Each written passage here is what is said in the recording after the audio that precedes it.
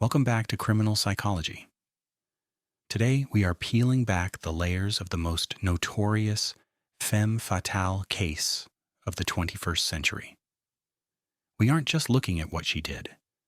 We're analyzing why she thought she could get away with it. This is the case of Jodi Arias. Listen closely. And I can't breathe.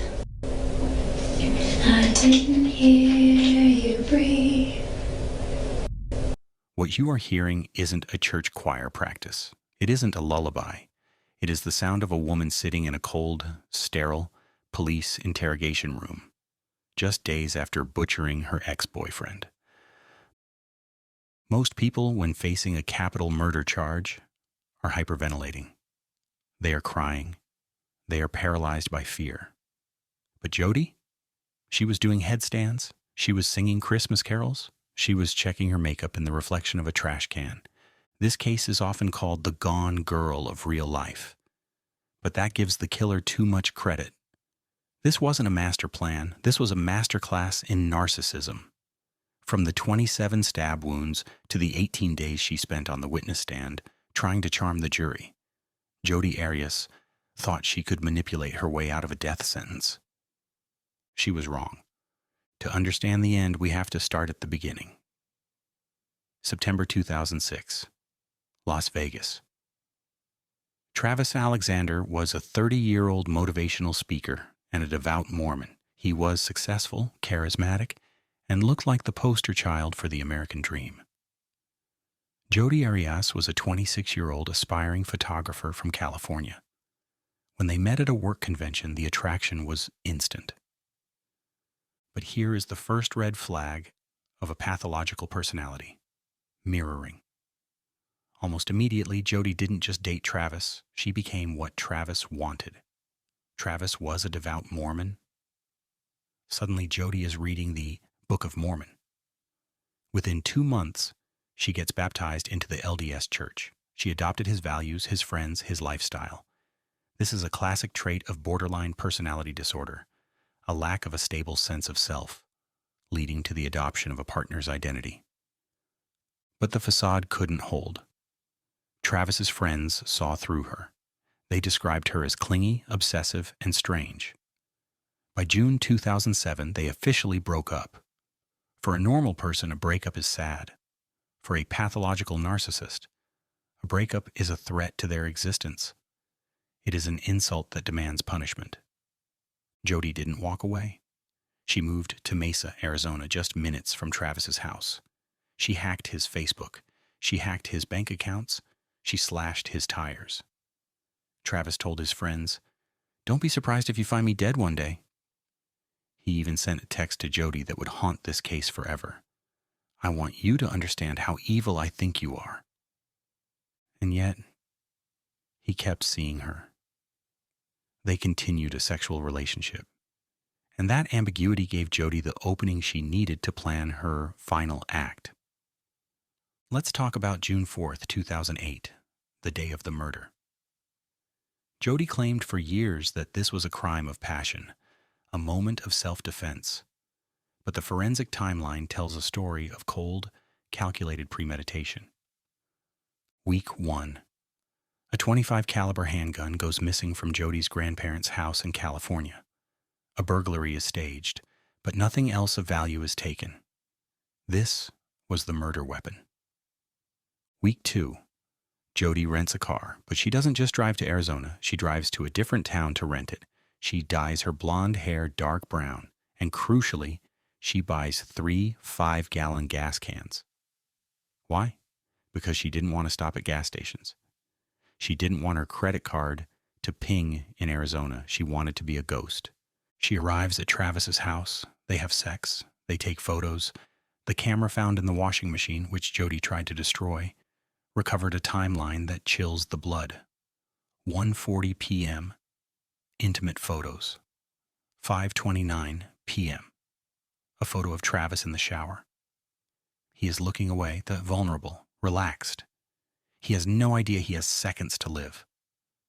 Then the camera captures something else. A blur, a ceiling, a foot.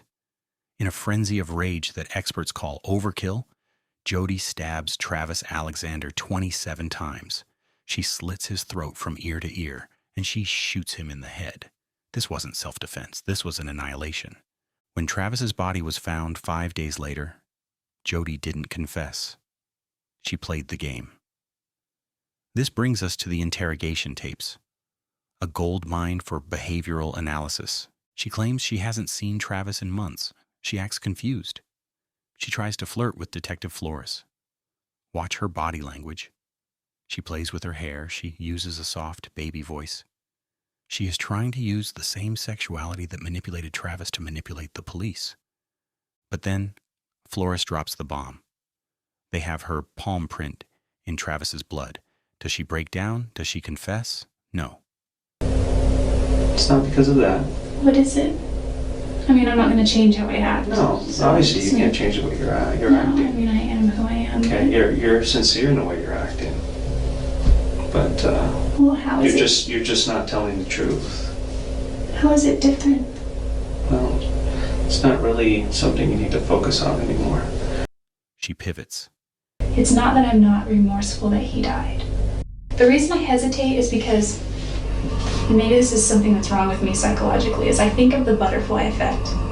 And it's like, you could say that the guy pumping gas down at the gas station could have potentially, because you see all these movies, these funky movies where it's like this affected this, which affected this, which affected this, if he had never done this. I know if you had never met him, he'd probably still be alive. That's true. Yeah, but that's because you killed him. No, I just can't admit to something that I didn't do. If it would help my case and give me an easier sentence, I know that people plead guilty for those things. No, and I don't want you to do that. That is the absolute last thing I want. There's just no reason. There's just no reason. There's no good reason why this happened. There's never a good reason why somebody dies like this. And then there is the behavior that defies explanation. Left alone in the room, knowing she is a suspect in a capital murder, Jodi does a headstand against the wall. Why? Psychologists suggest this is a need for stimulation. A psychopath gets bored easily. She isn't reflecting on the life she took. She's just bored. She sings "Oh Holy Night." She checks the trash can to fix her hair. It is the ultimate display of detachment. By 2013, the death penalty was on the table. So Jodi pivoted again. She walked into court looking like a school librarian. The blonde hair was gone. She wore glasses she didn't really need. It was a visual manipulation designed to make the jury think, this small mousy woman couldn't butcher a man. Against her lawyer's advice, she took the stand for 18 days. This was her stage. It was like mortal terror. It really was. When he was trying to get on top of me, I thought he was, and then he threatened my life. I really thought he had intentions to kill me. So I don't remember any specifics of what happened. She accused Travis of being a pedophile, a claim with zero evidence designed solely to destroy his reputation, so the jury wouldn't care that he was dead. This is the final weapon of the narcissist. If I can't control you, I will destroy your memory. But the mask slipped. During the sentencing phase, Jodi tried to sell T-shirts from prison with the word "survivor" on them. She claimed the proceeds would go to domestic violence charities. The audacity is staggering. She wasn't a survivor, she was the predator.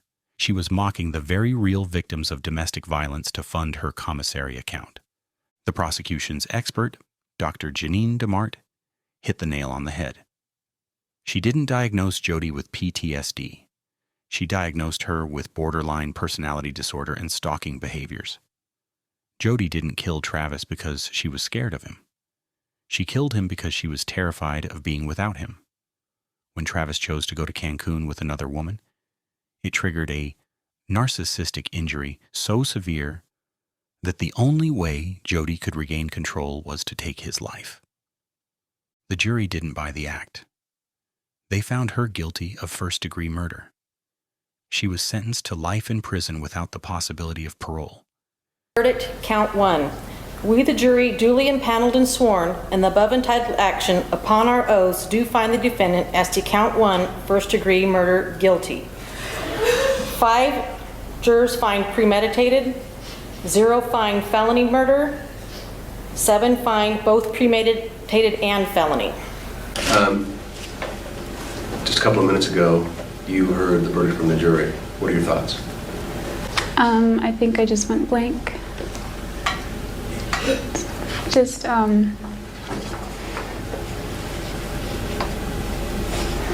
don't know. I just feel overwhelmed. Jodi Arias thought she was the smartest person in the room. She thought she could outact the evidence. But in the end, the camera she tried to destroy survived to tell the truth. She is not a victim. She is not a survivor. She is a case study in what happens when obsession meets a lack of conscience. The Jodi Arias case remains the holy grail of body language analysis because it was all captured on film: the lies, the manipulation, and the arrogance. What do you think was her biggest mistake? Was it the camera in the washing machine? Or was it her arrogance on the witness stand? Let me know in the comments below. If you enjoyed this deep dive into the criminal mind, please hit that like button and subscribe to Criminal Psychology. We have a new investigation coming next week that you won't want to miss.